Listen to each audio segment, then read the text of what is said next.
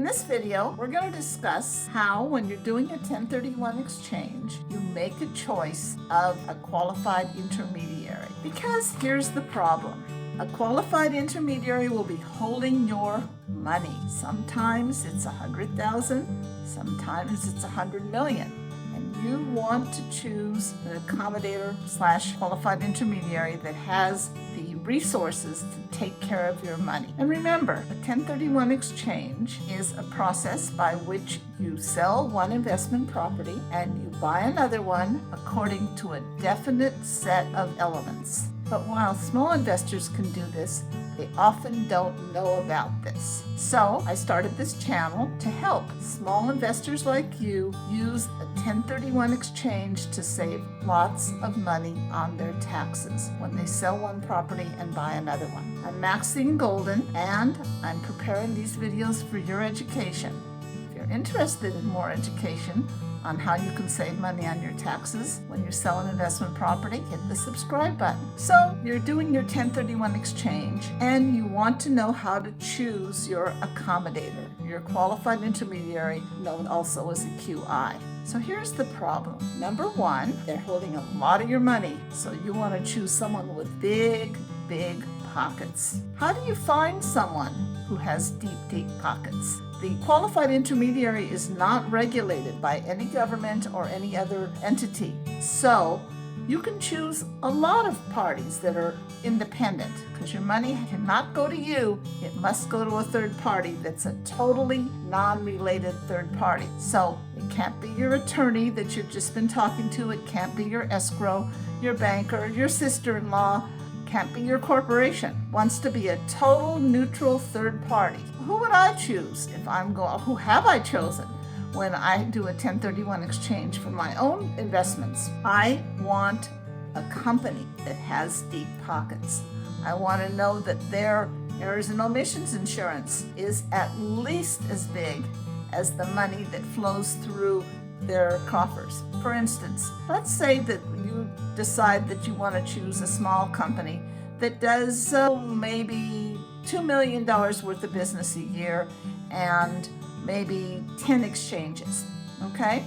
Well, what if their errors and omissions insurance is only $1 million? Or what if they're putting it in their bank account that is mixed with other accounts, and they're putting it in a bank that only can insure up to $250,000 of funds? Well, that's not good enough for me. So the best thing that you want to do is find out how many transactions the company has done in the last year, what is the depth of their bonding and their errors and omissions insurance, what kinds of exchanges do they do? Because there are different kinds. What states might they work in? Because again, they're not regulated, so that you want to know who's knowledgeable, who has resources that can work in the place that you want to work or the type of property that you want to acquire. And do they communicate? You know, you need to give them the identifying your property within 45 days of selling the property that you're selling, the investment property, and you need to give them notifications of the property you want to buy. So if you can't reach anybody, or if you're only reaching an 800 number, that does not help you. So communication is pretty important. Knowing they're reliable, experienced, have very deep pockets, and known in the exchange world. There actually is a federation of accommodators or qualified intermediaries, and that might be a good place to look.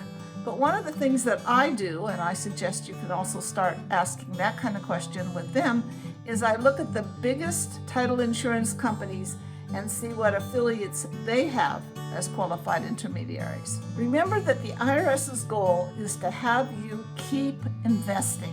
Then you sell one property, you transfer those proceeds to the next property and keep building wealth. But you have to do it with certain rules. And if you break the rules at all, then guess what? You get to pay taxes. Also, if you choose the wrong qualified intermediary and they happen to go off to the Cayman Islands with your money and disappear, then guess what? Not only do you not have your money, but you get to pay the taxes on the property you sold.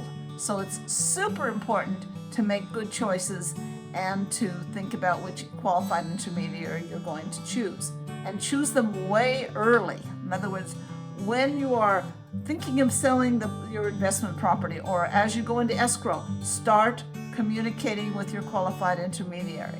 The risk is great if you make a bad choice. So the intent is make good choices and start studying it early on. I'm Maxine Golden. I'm the 1031 exchange lady, and I've started this channel for you so that you can become knowledgeable on how you can save money on your taxes. If this interests you, hit the subscribe button, but no matter what, in the comments section, tell me what state you're in. I look forward to seeing you in the next video.